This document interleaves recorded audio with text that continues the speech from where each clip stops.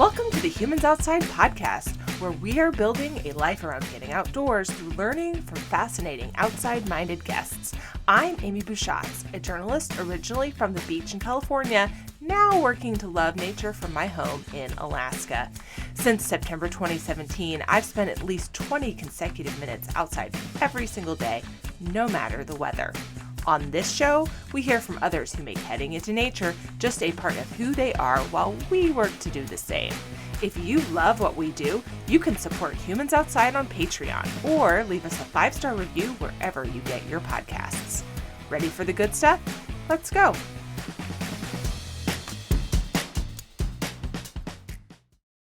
To say that today's guest had a profound influence on how I've tackled life in Alaska since we moved here sight unseen in 2016 would not be an exaggeration. Melody Warnick's book, This Is Where You Belong, Finding Home Wherever You Are, was published and ended up in my home as a review copy almost at the exact same time we were unpacking the few boxes we moved up here with us. My family and I were used to moving with the Army, but I was dead set on making Alaska home. So hearing advice on just how to do that was exactly what I needed. When I started to work on my Humans Outside project, spending 20 minutes outside every day for a year and seeing what happens when I did that, it was with Melody's book and project as inspiration. I'm really honored that she's taken the time to talk to us here today and can't wait to learn more from her about the role spending time outside has on loving where you live. Melody, welcome to the Humans Outside podcast. Thanks so much, Amy. I'm really happy to be here. So we like to start our show imagining ourselves and having a talk in our guest's favorite outdoor space, or one of them. So where are we with you today? We are going to Pandapis Pond, which is an outdoor space. It's probably about a 10-minute drive from my home. And as you might imagine, there is a pond there, about an 8-acre pond. This is part of the Jefferson National Forest system in Southwest Virginia, not far from my home in Blacksburg. And it's also surrounded by a 17-mile trail system. So this was one of my first outdoor places that I came to when I was new here in Virginia, and it has become a little bit of my outdoor home here. It's accessible, it's really lush and green during the summer. The pond is surrounded by rhododendrons, and in the fall it is just this gorgeous golden explosion. And I I just love spending time there. It is my peaceful place. Wonderful. Well, thanks for bringing us there today. So talk to us first about the idea behind your book, which was really a project for you after a move as well, just like I read it after my move. And then talk to us about what place attachment is and what it has to do with learning to love the place you call home.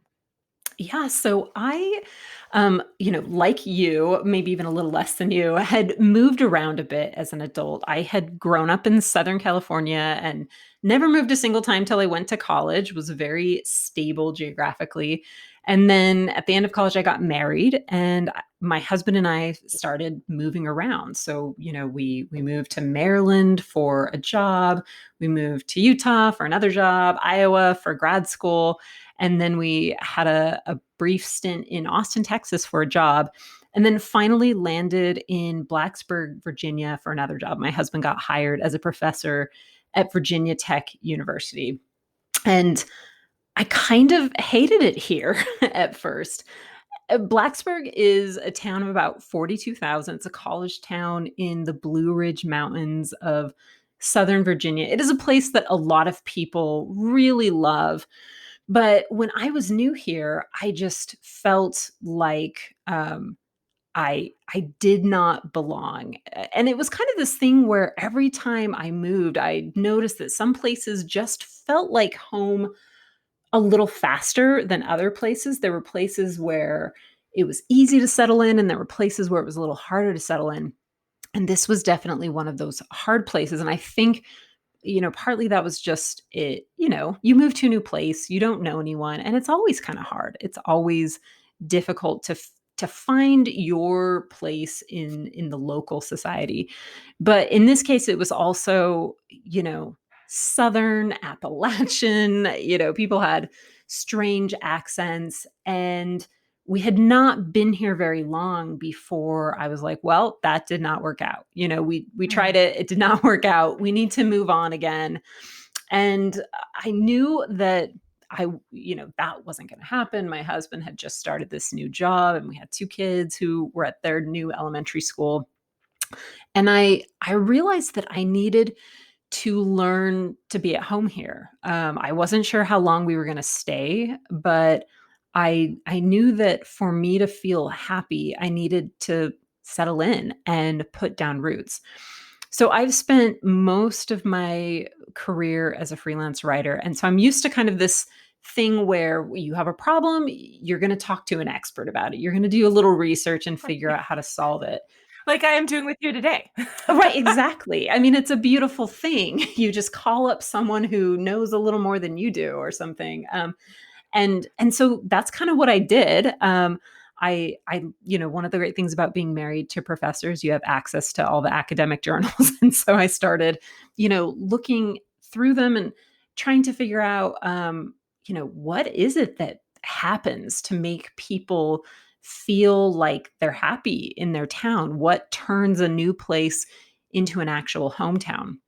And I came across this idea of place attachment, which is a term that scientists and psychologists and sociologists use to describe the feeling of being at home in a place. It's kind of the feeling of being in love with the town where you're living, just really feeling deeply connected to it. And I was like, okay, that is it. That's what I need to feel. And then it became a matter of, okay, what do I need to do to feel that? I learned pretty quickly that place attachment is something that sort of slowly develops over time. It tends to peak 3 to 5 years after you move to a new place. But I was in year one and was like, no, I'm not going to wait that long. I'm not going to be miserable this whole time. What can I do to change my feelings about Blacksburg? And that led me to concoct these love where you live experiments, which were, little micro behavior changes that I could make that were designed to make me fall in love with Blacksburg and feel more at home in it. So, do you are you in love with Blacksburg still? I mean, it's been a while since we've last talked about this. Yeah. So yes, the spoiler alert, no one has to actually read my book. um, I have Not been so, but we'll get back to that. Keep going.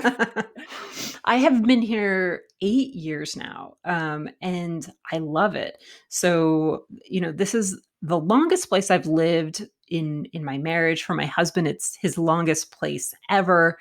And a couple years ago, we built a house and moved into it, and we're happy here. And that was kind of a new thing. I think, for the first 13 years of our marriage, when we were moving around a lot, there were definitely places that we enjoyed living, but we always felt temporary there. We always knew that no matter how much we liked it, we weren't going to stay. We were definitely going to move on. And this is the first place we've lived where we have the opportunity to stay if we want, jobs and things have aligned to allow us to make that choice.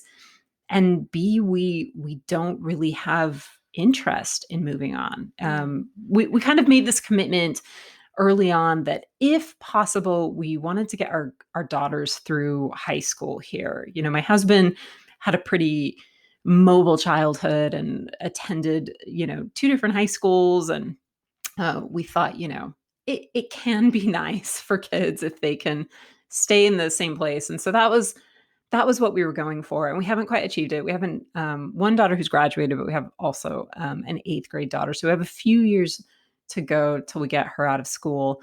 But as I think about, it used to be my pastime to just kind of fantasize about where am I going to move next. What's the best city? What place is calling my name? Whenever we went on vacation, I would pick up the little real estate guides that they have for free Mm. in the gas station, and I would just concoct this fantasy life around, what would it be like to live here? And I do that a lot less now. I won't say that I don't do it at all. I think there's still, some pleasure to be had in just looking at real estate in Indianapolis or whatever, just for fun. But when I think, really, okay, like in 4 or 5 more years, are we going to move? I don't want to, and it's weird. So yes, I am genuinely actually place attached, and the things I did worked. So I have to go back and defend your book since you you're trying to convince people not to read it. Um, Two things. One of the reasons I loved your book, and this is what we talked about when I originally spoke with you back in 2016, is that I do a lot of work with the military community, and I thought that it was just such good advice for military members and their spouses who do have this very mobile lifestyle, whether they necessarily like a place or not, right? You're probably going to move, especially if you do like it. It's just how the world works. You'll definitely leave if you love it. Right, of Um, course. but I thought it was such good advice because for a lot of military spouses, it's it's like not necessarily about loving where you live so much as finding the good and making it work while you're there. And that even if you don't end up loving where you live based off of the action and the steps you have in your book, you'll probably end up liking it more than you did to start with. Right. I think the goal is, yeah, you may not know how long you're going to be in a place. And, realistically, not every place is a great fit for you. Like if Right. you're someone Right. who loves the outdoors and you love nature and you're in the middle of a huge city, like maybe it's just never going to quite feel super homey to you. One of the pieces of advice in the book that I really loved came from a military spouse. It was my friend Jen Galan, and I talked to her about this because I knew she had a lot of experience moving around. And she said the thing that she tried to do, the motto that she lived by was unpack your suitcase. Hmm. And of course, that is literal. Like hang your pictures and arrange your space so that it is your space, but also it's this metaphor for, no matter where you are or how long you think you'll be there, settle in, become part of the community, do the work, and it is work sometimes, of trying to belong here. Absolutely. And then the second reason I think everyone should read this is because I think even if you're not a military spouse, it's very, very good advice that you have in there, and again, actionable steps. Can anyone tell that I'm a fan of those? Um, that on how to really hunt for the good in a community, whether it is exactly what fits you or not. On that first glance, and I certainly instituted, even before my outdoor challenge, all of the things that you talked about in there. From finding a place to, you talk about finding sort of that third place to hang out, to volunteering and all of those different kinds of things. And I can honestly say that we love where we live and we love this small town that we live in.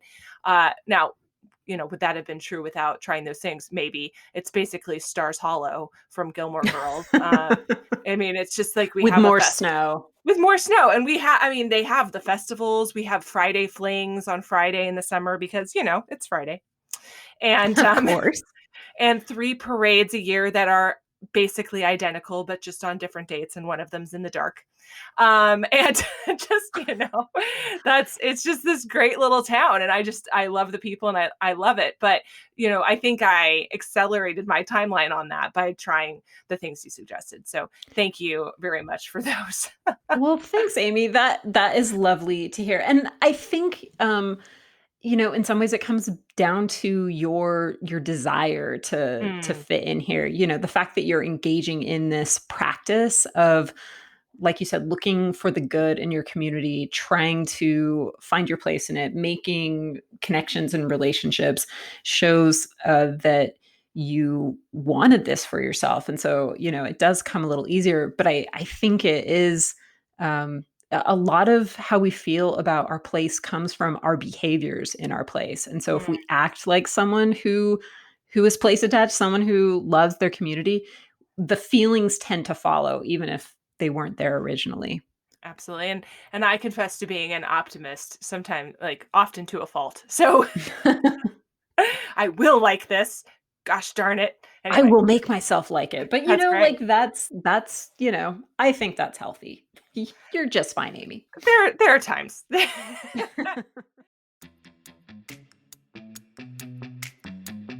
Hey humans, just a quick break to tell you how you can support the Humans Outside podcast. Did you know we're on Patreon?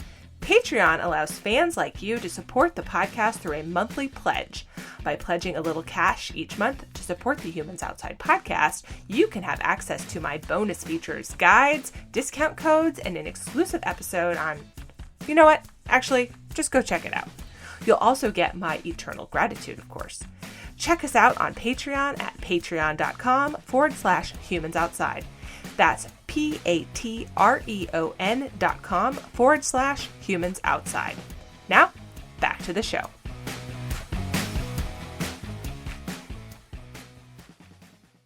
So one of the things you talk about this, and this is why this is so pertinent to what we do here on the Humans Outside podcast, is using nature as a way to love where you live. So you tried this. What did that look like specifically for you? So let me back up a little and say that, when I first came to Blacksburg and was struggling with it and feeling like it didn't really fit me, part of the problem almost immediately was that the nature around here just wasn't my thing. I remember this, day I was at a book club with some girlfriends and someone asked the question, what's your favorite kind of nature? And everyone went around the room, oh, I love the beach. I love the California coastline. I love the mountains. And it was kind of amazing how personal and intimate and almost inexplicable some of those things were. Sometimes it was based on where you had lived as a child, and sometimes it was just it was like a taste you had developed over your life. And my taste in nature ran a little more towards flatlands, towards, grassy plains. I spent 6 years in Iowa, and I really liked that. And when we moved here, we are in the Appalachian Mountains, basically, and so Mm. it's not huge mountains like the Rockies, but it's very hilly and very lush and green everywhere you look. And so I remember rolling into town. We had driven through West Virginia. We were coming into Blacksburg. It was July, and I just did not like the look of it.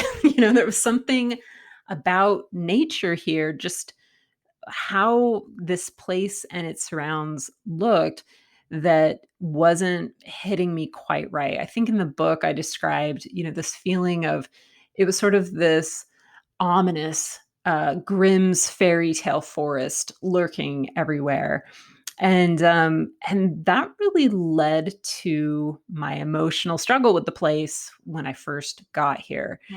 And so, as I did with all the Love Where You Live experiments, I kind of, figured out based on research and sometimes based on anecdotes, what are the kinds of things that make people feel place attached. And then I would extrapolate some sort of behavior that I could do to make myself have that experience. So, there is a lot of research that shows that nature is important to place attachment. That obviously there's lots of evidence that spending time in nature is great for your health and your well-being, but that really it is kind of the most elemental way we experience our place is by getting out in its nature. This is your town before people built houses here, or before there was even a town here. This is what it looked like.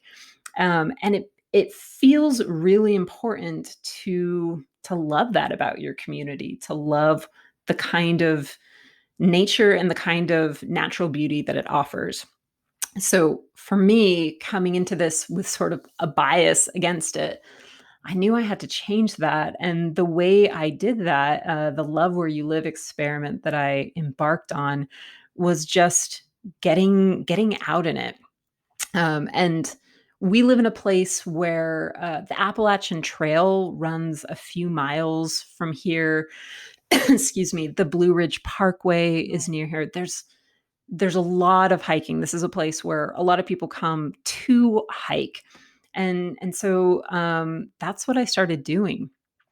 Just started taking hikes with friends, with family. One of the first places I went was Pandapis Pond, which I mentioned. But also our local community was sponsoring kind of this enticement for people to get outside called the Scenic Seven, and they highlighted 7 trails locally. And if you hike all 7 trails, you get a T-shirt.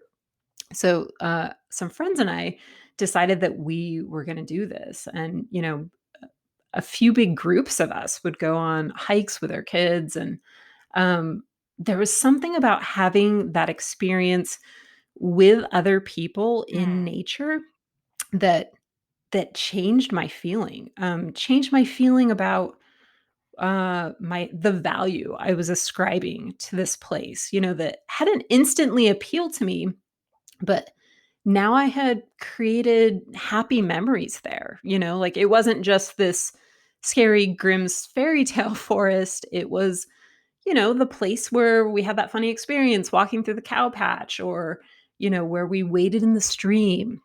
And mhm. so all those experiences in nature created place attachment, and they helped me feel better about my town. Do you think that the fact that you were moving during those was important, instead of just, like, I don't know, sitting still? That's a great question, and one that I haven't ever thought about. But yeah, for sure.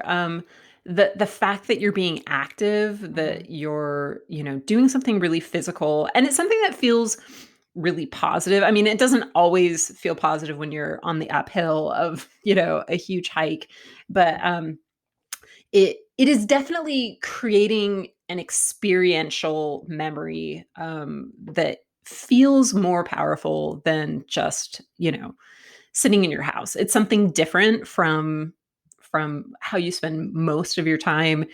And also the fact that it was social, I think really helped embed it in mhm, my sense of place. That um here's something that I'm doing with other people. So I'm building relationships, which is also a huge factor in place attachment, while I'm building an appreciation for the beauty of my place. And also for what it offers me. One of the kind of an element of place attachment is something called place dependence.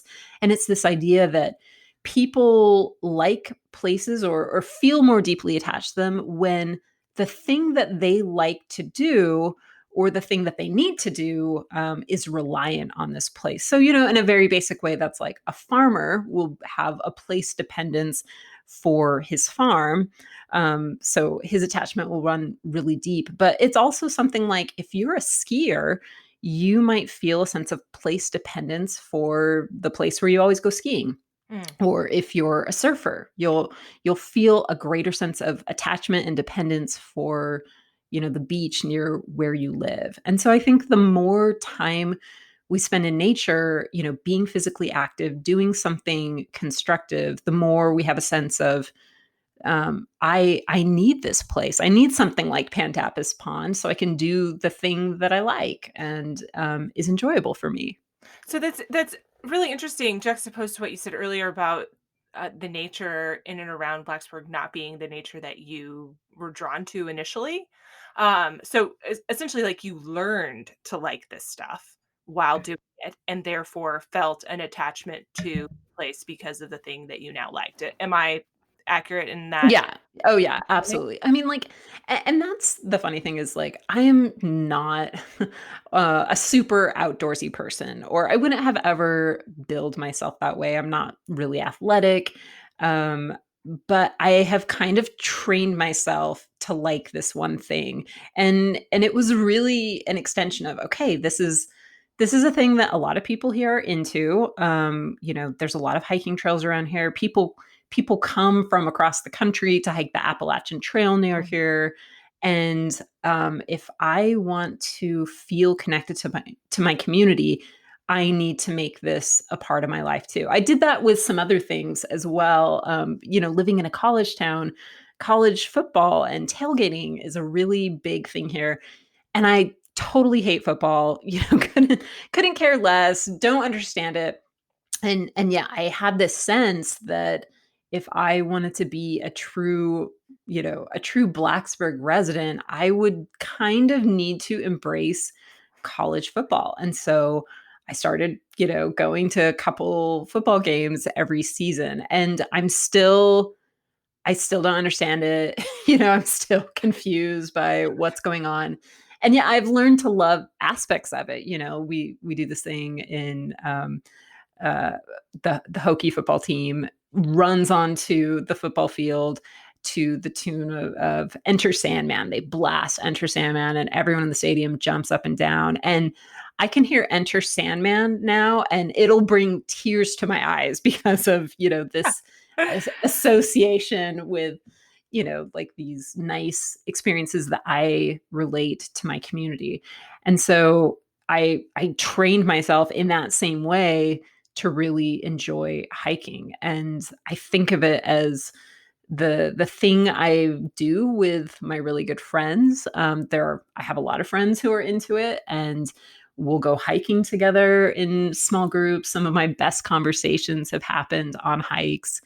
And so I have made myself love it. And as a byproduct, I've loved the nature and the trails that allow me to do that here.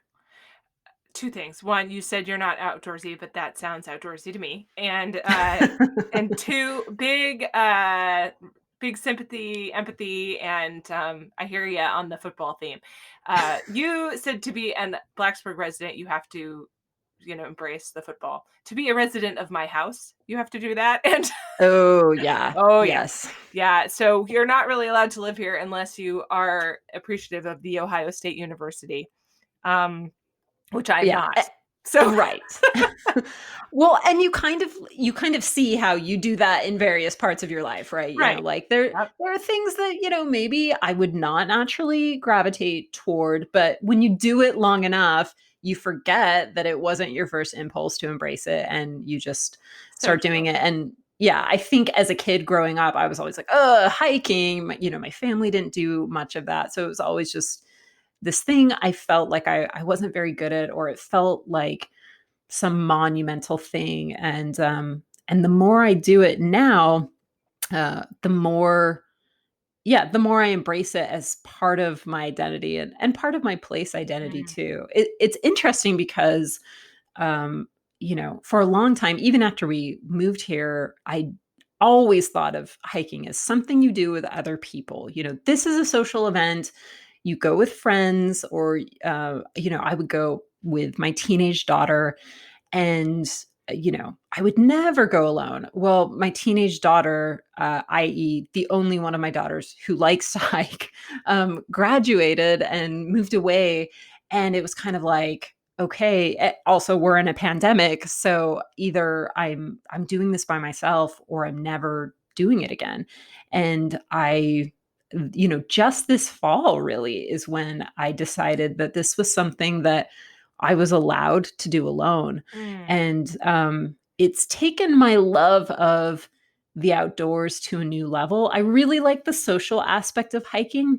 I like getting out there with friends, or with my daughter and having good conversations. There's something about being, outside that fosters that. But hiking on my own is a totally different experience, and also amazing in its own way of, being able to go to my own pace and appreciate the beauty a little more because I'm moving a little slower, or I can stop. And, it's just, it's been different, but really great. I'm on record, making sweeping and dramatic statements about things I'll never do, and then, having to eat my words later. So I should probably stop making those big proclamations that I will never be skiing or, anything like that. But Right. big Yeah. mistake, big life mistake. So you talked a little bit about the connection to people that, um, builds when you're outside, and then the connection to yourself. So I want to sort of split those things a little bit more. First, the connection to people. I personally find that that's true, that some of my best friends are friends that I've had experiences with outdoors, and I think that's true for a lot of reasons, not the least of which is uh, amount of time. Like you're just Mhm. together a lot. Um, but I'm wondering if I, but it also seems a little counterintuitive. So I'm wondering if you think that's true and if that connection and that building of connection to people surprised you.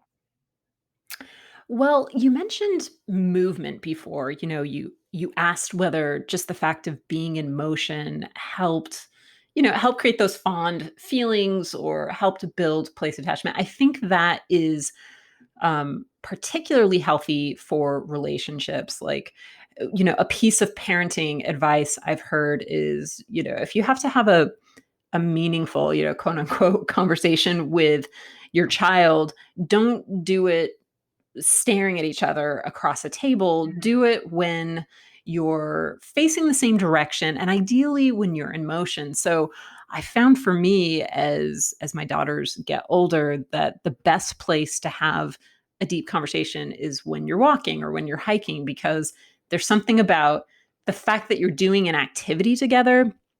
You're both working in a small way, and you're moving with the same goal, the end of the hike or whatever.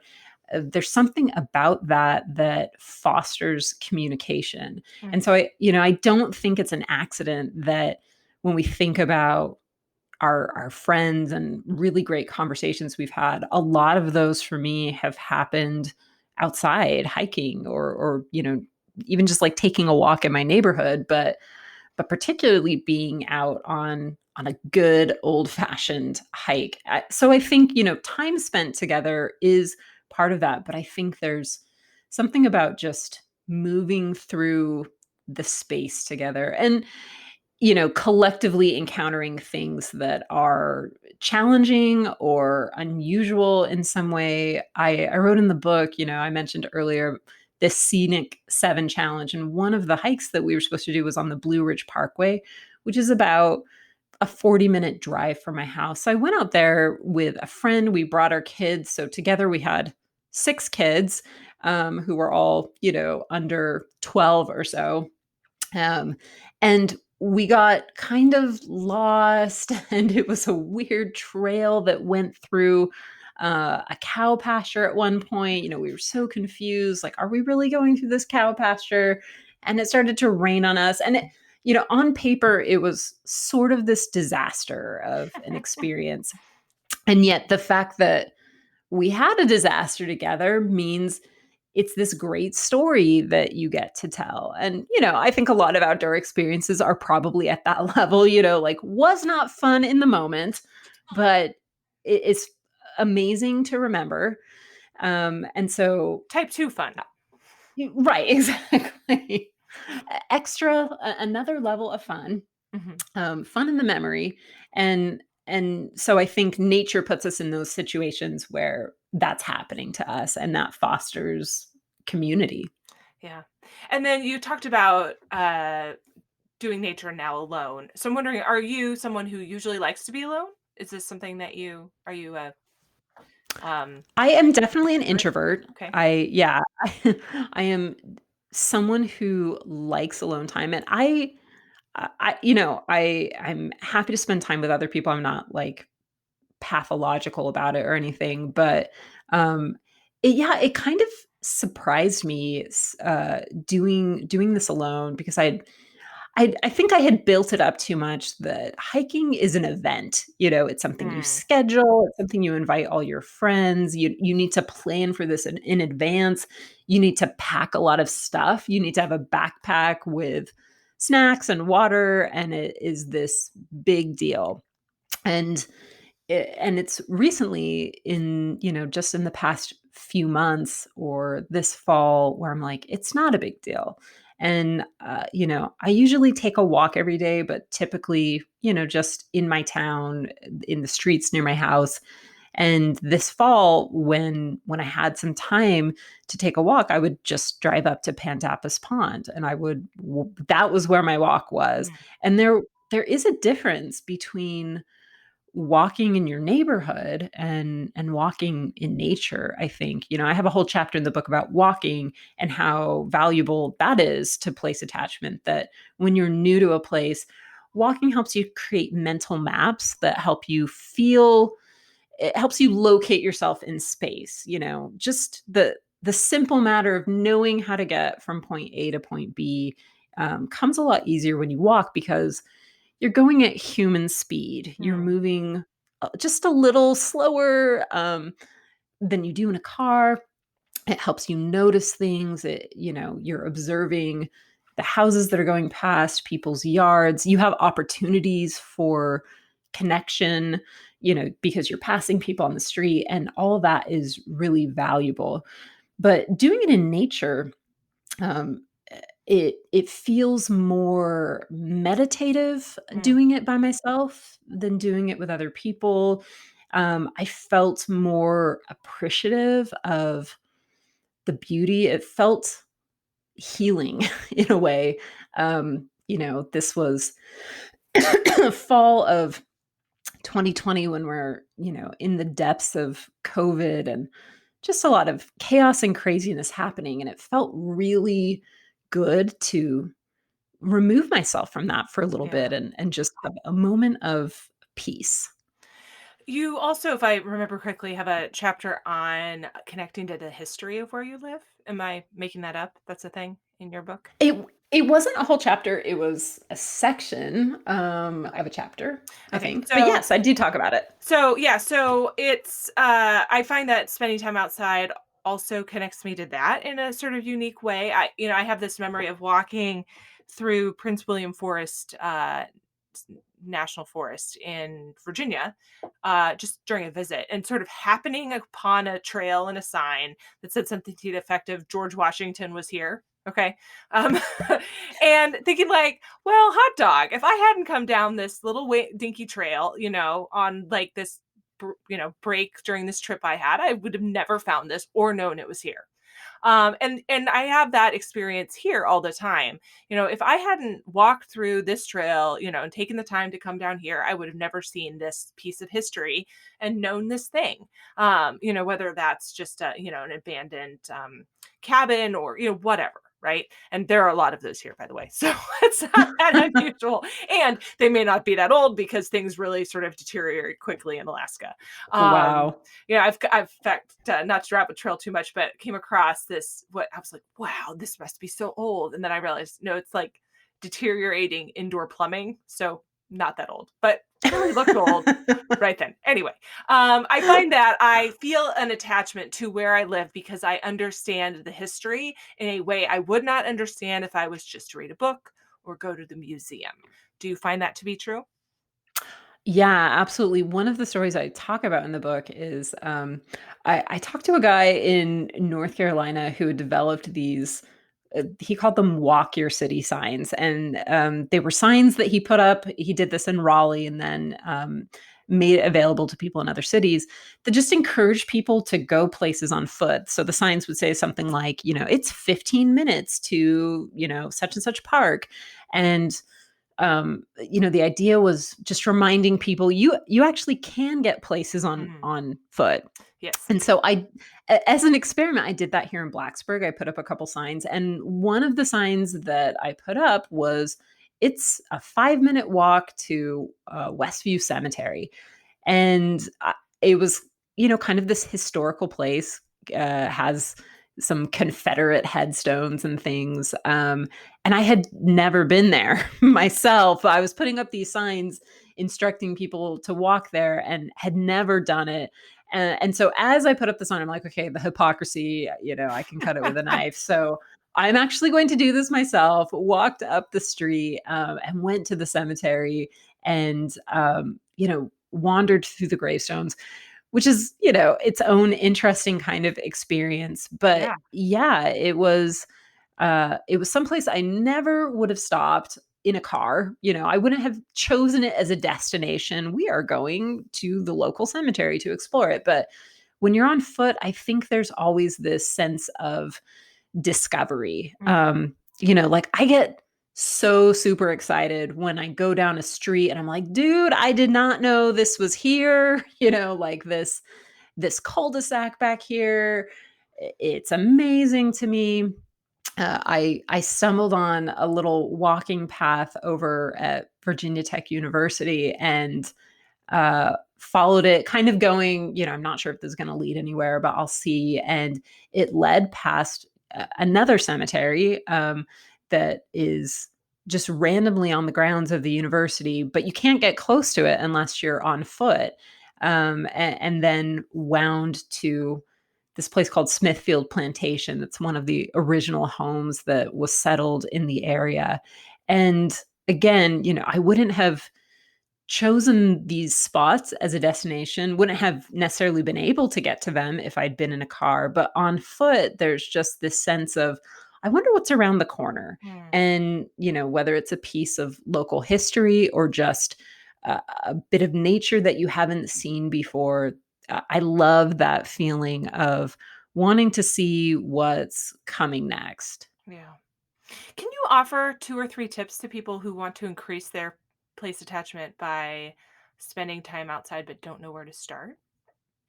Yeah, absolutely. So at the end of every chapter in the book, I actually include um I'm gonna open it up. So if you hear book noises, that's what's That's going very on. on Uh, brand. yeah. I include something that I call a love your city checklist. And these are, speaking of actionable, these are actionable ideas that anyone can do where they live. So here's some of the ideas that I included in the Love Your City checklist that goes along with the chapter about spending time in nature. Make a list of your town's natural assets. So this is sort of an exercise in thinking about what your town or the area around your town has to offer, whether that's hikes or parks Mm, or gardens. Sometimes just looking at Google Maps will help you discover places that you haven't experienced before.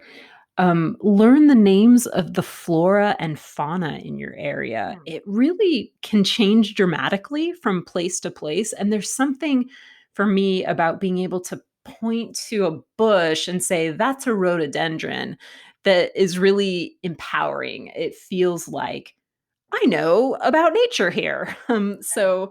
That might be spending time with the master naturalists in your area or just buying a guidebook to plants and animals where you live. But I think having a couple of those in your back pocket, knowing the most common kinds of trees or flowers or whatever, can make you feel more attached.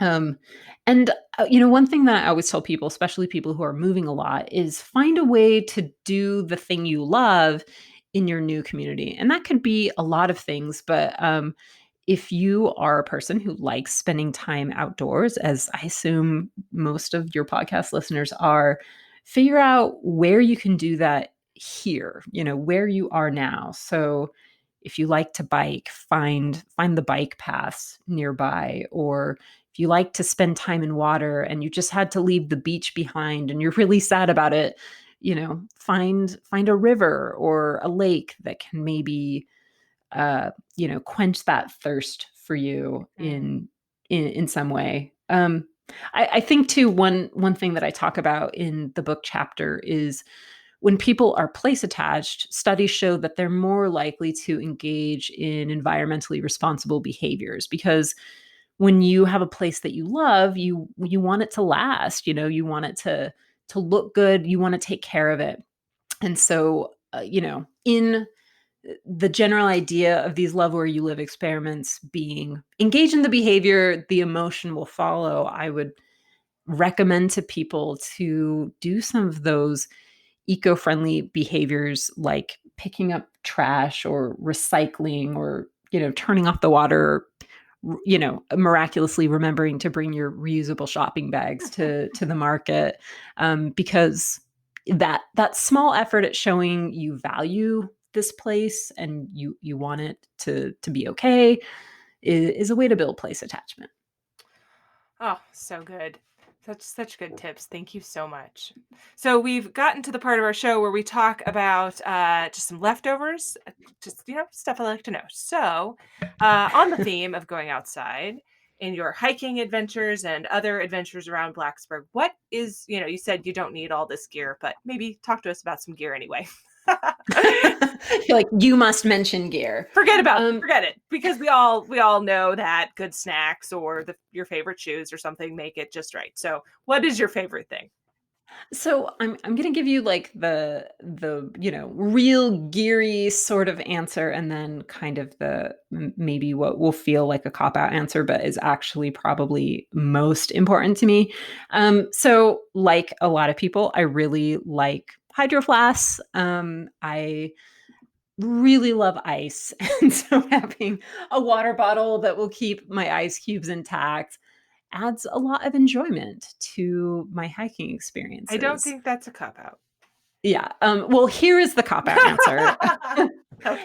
That was like an actual physical item, but the cop out answer is the Libby Library app, or the Overcast app to listen to podcasts. When I started hiking alone more often in the fall, that's what I do. I put in a pair of earbuds and listen to books or podcasts as I hiked, which isn't always great. I would sometimes turn them off just so I could like listen Sure. to the sounds, listen to the birds, listen to the leaves crunch under my feet.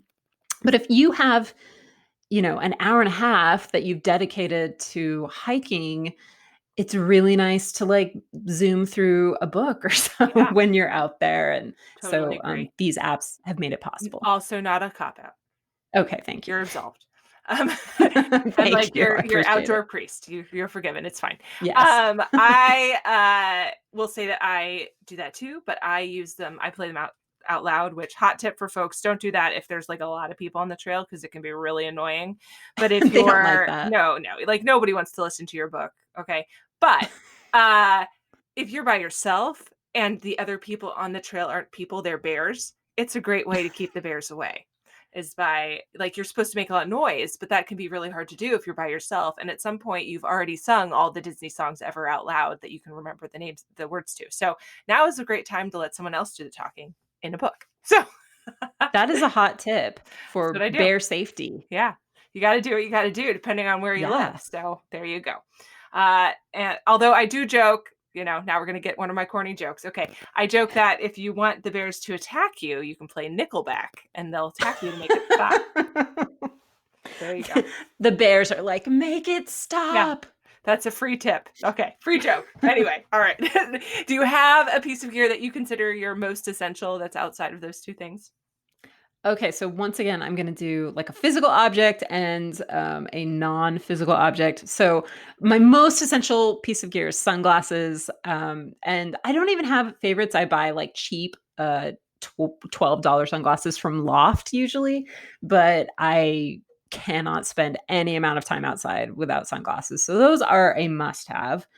And then the digital item that I find essential is the All Trails app. Hmm. So a couple months ago, I went on a hike with some friends and our kids, and we got totally lost. It was so super weird. It was an in and out trail, we thought, but somewhere on the way back, we veered away, and we got lost in the woods. And a friend had this app on her phone, and it saved our bacon by just letting us know that we were headed generally in the right direction.